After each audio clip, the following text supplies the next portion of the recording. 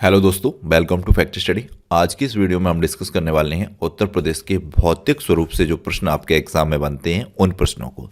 तो पहला ही पॉइंट जो दिया गया है, उत्तर प्रदेश भारत के किस भाग में स्थित है।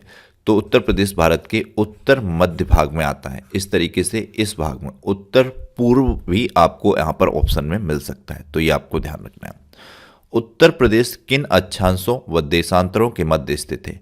तो उत्तर प्रदेश कर्क रेखा को टच नहीं करता है। कर्क रेखा के ठीक ऊपर इसकी सीमा शुरू होती है। तो 23 डिग्री 52 मिनट उत्तरी अक्षांश से 30 डिग्री 28 मिनट उत्तरी अक्षांश ये उत्तर प्रदेश की सीमा है उत्तर में। और वहीं पूर्वी देशांतर में 77 डिग्री 3 मिनट पूर्वी देशांतर से 84 डिग्री 39 मिनट पूर्वी देशांतर तक ये उत्तर प्रदेश की सीमा है। ये आपको याद रखना ही पड़ेगा। इसकी क्या शॉर्ट ट्रिक होगी, इसको तो आपको याद रखना ही है और पूछा भी जाता है एग्जाम में, वेरी इंपॉर्टेंट है। तो ये आपको ध्यान रखना है, उत्तर प्रदेश किन अक्षांशों व देशांतरों के मध्य स्थित है। उत्तर प्रदेश का क्षेत्रफल कितना है। तो उत्तर प्रदेश का क्षेत्रफल भारत के क्षेत्रफल का 7.3% है। और ये अगर पूछा जाए इसमें अंकों में तो 2,40,928 वर्ग किलोमीटर है। उत्तर प्रदेश को कितने भौतिक भागों में बांटा गया है। तो उत्तर प्रदेश को 3 भौतिक भागों में बांटा गया है।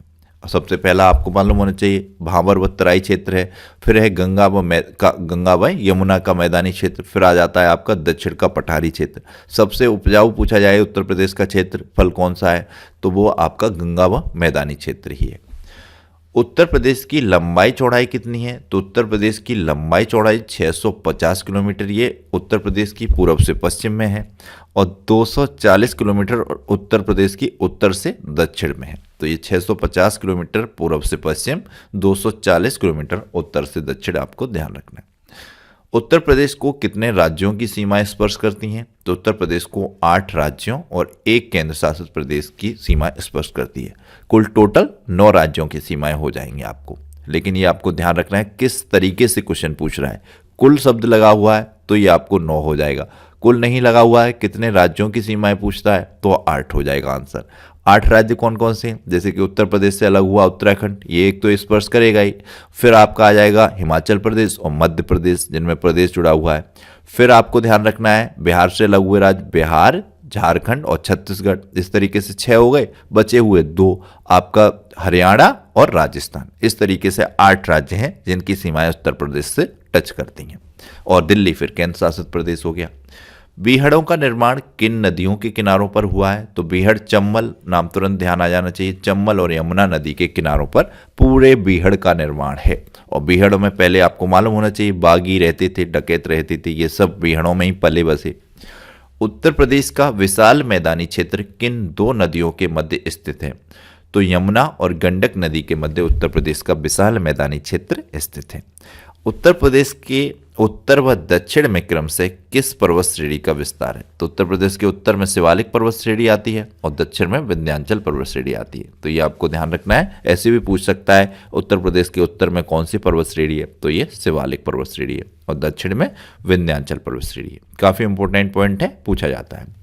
उत्तर प्रदेश किस प्राचीनतम भूखंड का एक भाग है। तो ये गोंडवाना लैंड का भूभाग है।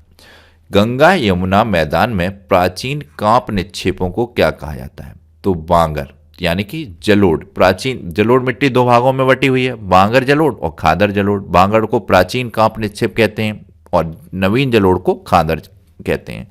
तो ये अगला ही पॉइंट है, गंगा यमुना के नवीन कांप निक्षेप। नवीन शब्द जुड़ा हो तो ये खादर आपको टिक करना है। प्राचीन है, प्राचीन कांप पूछा जा रहा है, प्राचीन जलोढ़ पूछा जा रहा है, तो ये बांगर टिक करना है।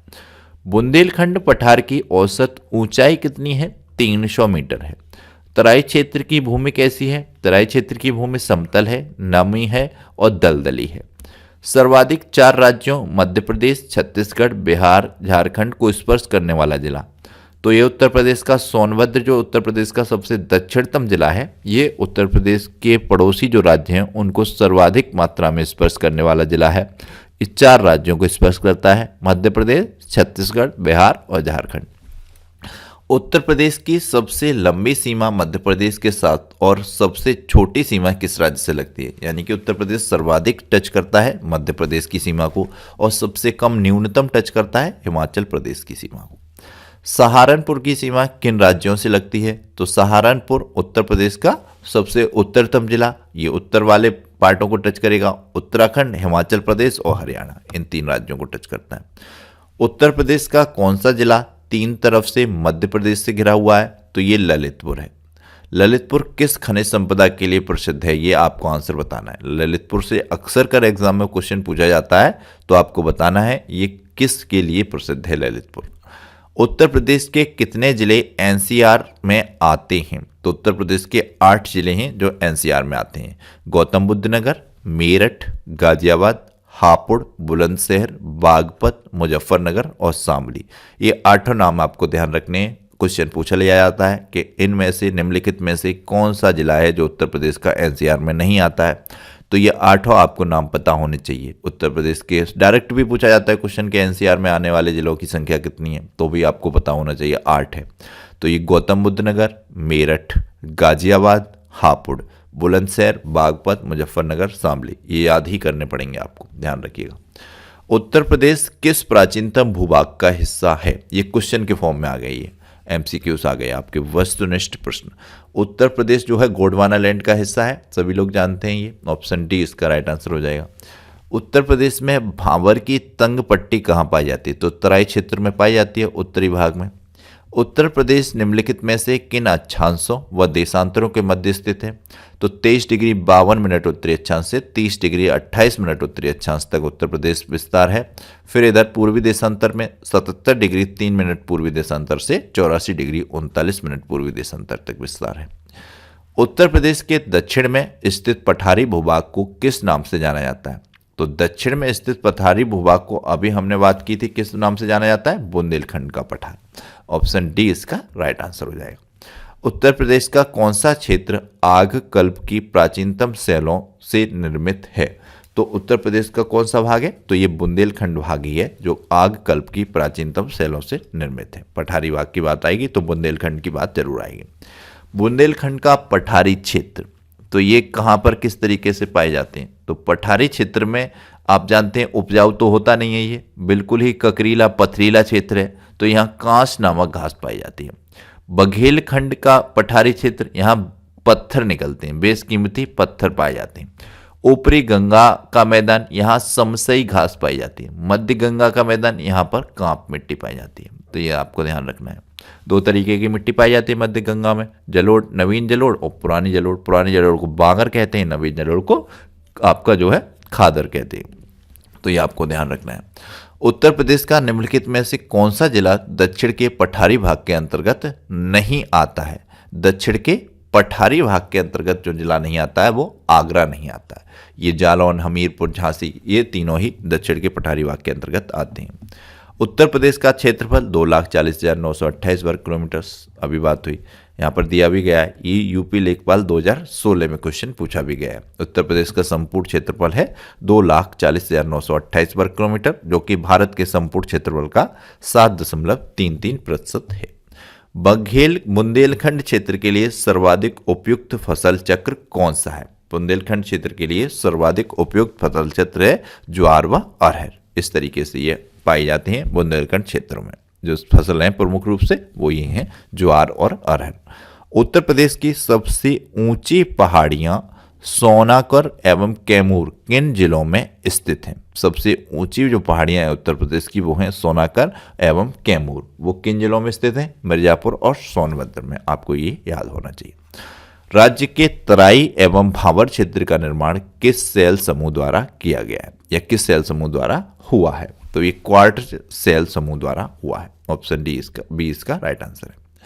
नेक्स्ट है इसमें क्वेश्चन, क्षेत्रफल की दृष्टि से उत्तर प्रदेश का भारत में कौन सा स्थान है? क्षेत्रफल की दृष्टि से चौथे स्थान पर आता है उत्तर प्रदेश। पहले पे आता है राजस्थान, दूसरे पे है मध्य प्रदेश, तीसरे पे महाराष्ट्र, फिर आता है उत्तर प्रदेश। पहले ये 5वें पे था, आंध्र प्रदेश से तेलंगाना जब अलग नहीं हुआ था। निम्न में से किस जिले को अंतर्राष्ट्रीय सीमा स्पर्श नहीं करती है? तो अंतर्राष्ट्रीय सीमा जो स्पर्श नहीं करती है वो बस्ती को नहीं करती है। बलरामपुर, पीलीभीत, श्रावस्ती, इनको अंतर्राष्ट्रीय सीमा नेपाल की सीमा से ये टच करते हैं, तीनों ही ये जिले। निम्न में से किस जिले की सीमा नेपाल से लगती है? तो महाराजगंज की सीमा नेपाल से लगती है। निम्न में से कौन सा जिला बुंदेलखंड क्षेत्र का है? बुंदेलखंड क्षेत्र का जो जिला है प्रमुख रूप से वो है आपका, आपको ध्यान रखना चाहिए, महोबा। विशेष तौर पर आला उदल यहाँ से ही प्रसिद्ध थे, महोबा से। आला जो खंड है वो महोबा का प्रचलित संगीत के रूप में भी जाना जाता है। उत्तर प्रदेश का क्षेत्रफल देश के कुल क्षेत्रफल का 7.3%। निम्न में से किस देश की सीमाएं उत्तर प्रदेश से लगती हैं? तो ये नेपाल की सीमाएं उत्तर प्रदेश से लगती हैं। उत्तर प्रदेश की सीमा भारत के कितने राज्यों से मिलती हैं? तो यहाँ पर राइट आंसर हो जाएगा 9।